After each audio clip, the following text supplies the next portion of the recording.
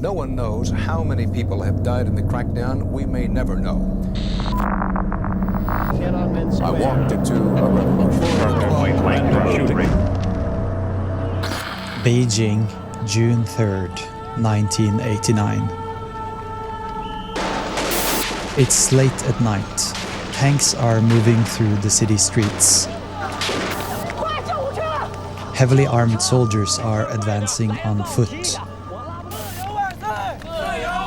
And in Tiananmen Square, thousands of demonstrators are waiting. The scene at Tiananmen showed the depth of public discontent here now over inflation, corruption, and the lack of political freedom. Some of them have been there for weeks. What happens next will be remembered around the world.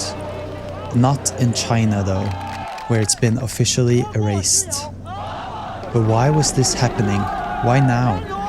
And what were the consequences? This is the story of what really happened at Tiananmen Square. To understand the protests, you have to understand what China looked like in the 1980s. After Mao Zedong's death in 1976, a new man took control, Deng Xiaoping. Deng was pragmatic in a way Mao never was. He dismantled Maoist radicalism, shifted the focus from ideology to economics, and opened China's doors to the outside world. His reform program, launched in December 1978, transformed the country. The results were remarkable.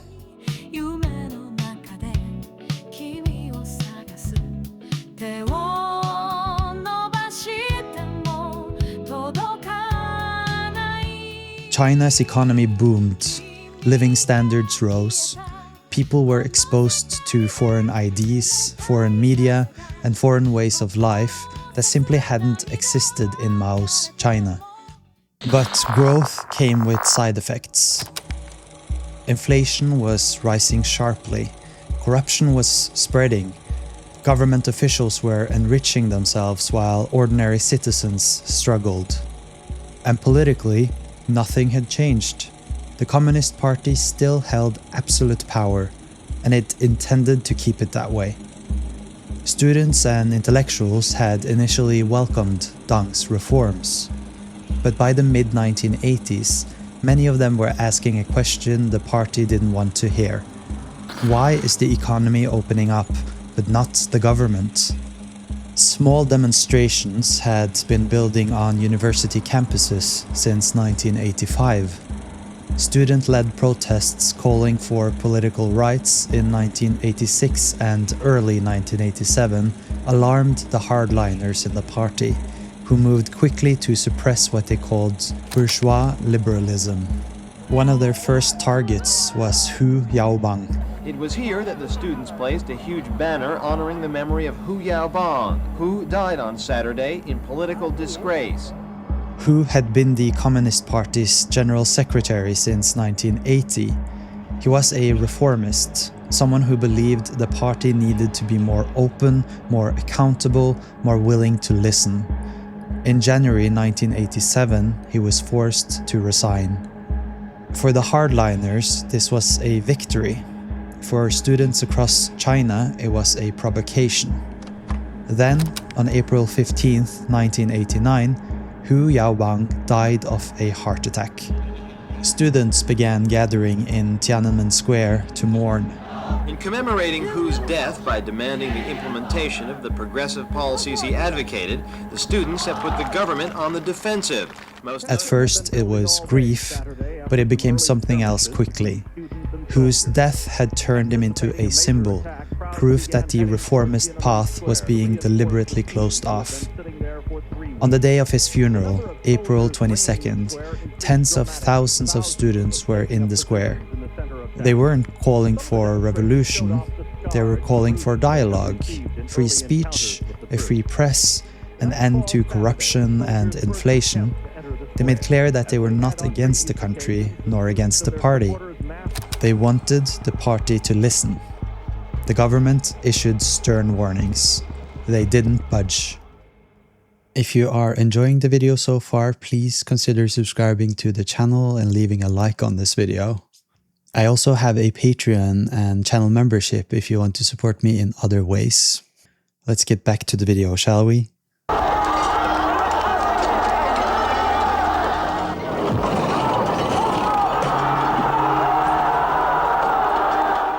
Over the following weeks, the protests grew. Workers joined, civil servants joined, ordinary citizens who had nothing to do with the universities joined. By May 1989, the demonstrations in Beijing had drawn close to 1 million people. Similar protests were spreading to other cities: Shanghai, Nanjing, Xi'an, Changsha, Chengdu. And then, with extraordinary timing, the world was watching. Soviet leader Mikhail Gorbachev arrived in Beijing on May 15th for a state summit. It was the first Sino-Soviet meeting of its kind in decades. Western journalists had flooded into Beijing to cover it. They were there with cameras and live broadcast equipment when, the following day, a demonstration in Tiananmen Square drew over 1 million participants. The images spread like wildfire.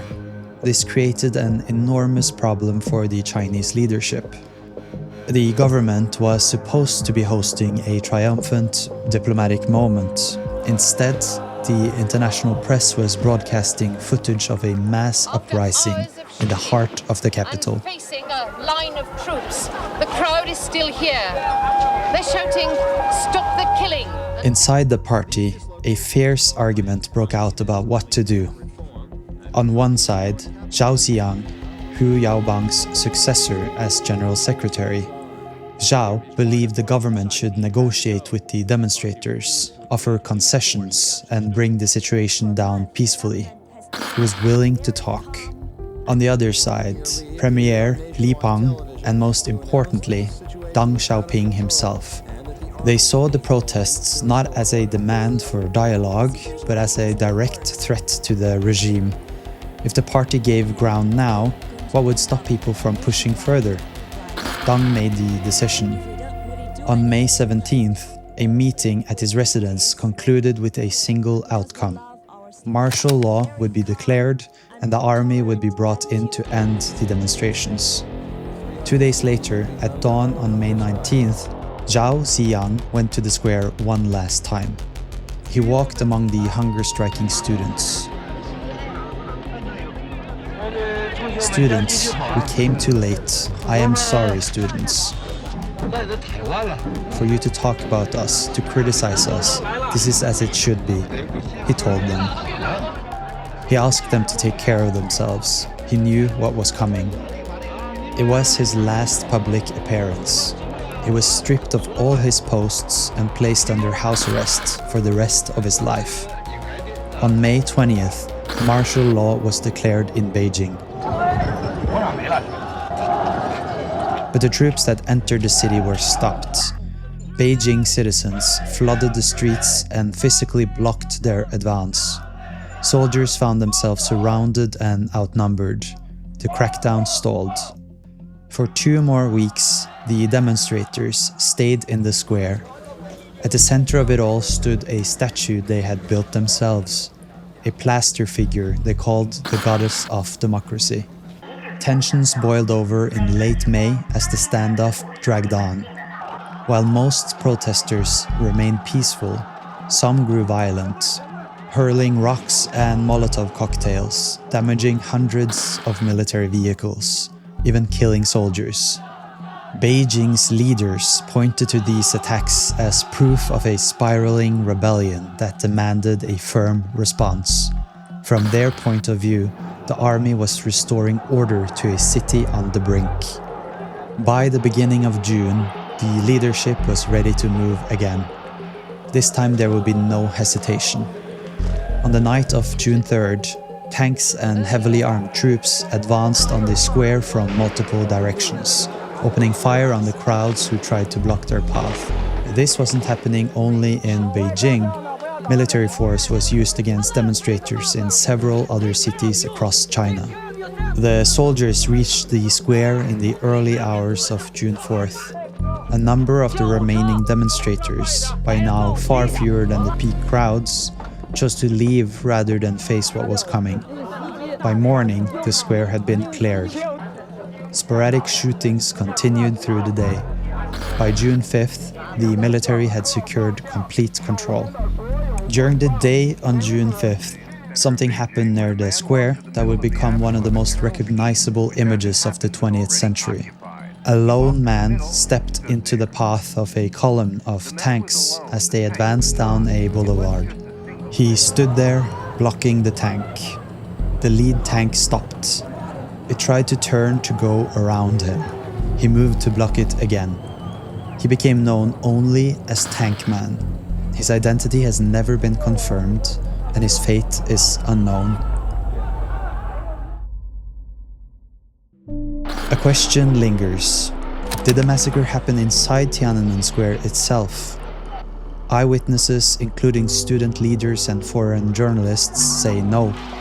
The square cleared peacefully through negotiation in the early hours of June 4th. The bloodshed raged mostly on the approach roads, especially along Chang'an Avenue west of the square, where crowds clashed with advancing troops. The exact number of people killed that night has never been officially established. The Chinese government has never acknowledged a massacre.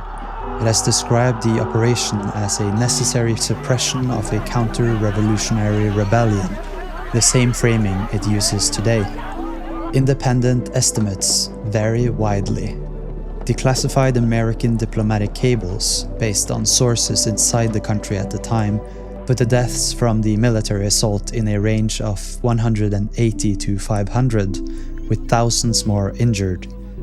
Other estimates run considerably higher. Chinese Red Cross figures that briefly surfaced in the immediate aftermath suggested over 2,600 dead before the organization retracted the numbers under pressure. The true figure may never be known. The Chinese state is not interested in sharing that data. Feel right now, I'm very angry. 5 days after the crackdown, Deng Xiaoping addressed his officers. He was unapologetic. The demonstrators, he said, had wanted to overthrow the Communist Party and topple the socialist system. Their goal was to establish what he called a, quote, bourgeois republic totally dependent on the West. Suppressing them, he argued, had been not just justified, but necessary. The official narrative was now fixed. The protests were renamed the Counter-Revolutionary Rebellion. Zhao Xiyang disappeared from public life. Thousands of participants were arrested in the weeks that followed. In the years since, the Chinese government has treated Tiananmen as a closed subject. Domestic discussion is censored, the date is blocked on social media, and younger generations inside China often know nothing about it. The crackdown at Tiananmen didn't end China's rise. If anything, the opposite happened. With political dissent suppressed, the Communist Party pressed forward with economic reform at an extraordinary pace. Over the following decades, China became the world's second largest economy. But 1989 settled something about what kind of country China was going to be. Deng's model, economic openness, political control, seems to have become the template. The question the students had asked about whether the economy could open while the government stayed closed had been answered with force. Most of the protesters at Tiananmen were not calling for the end of the Communist Party. Many of them said explicitly that they supported it. They were asking for accountability, for honest government, and for the ability to speak freely. The answer they got arrived on the night of June 3rd and was a firm no. Thank you for watching this video. If you enjoyed, please consider liking the video and subscribing to the channel. I would appreciate that a lot. I also have a Patreon or channel membership if you want to support me in other ways. I have a related video about the trial of the Gang of Four that you can check out by clicking here.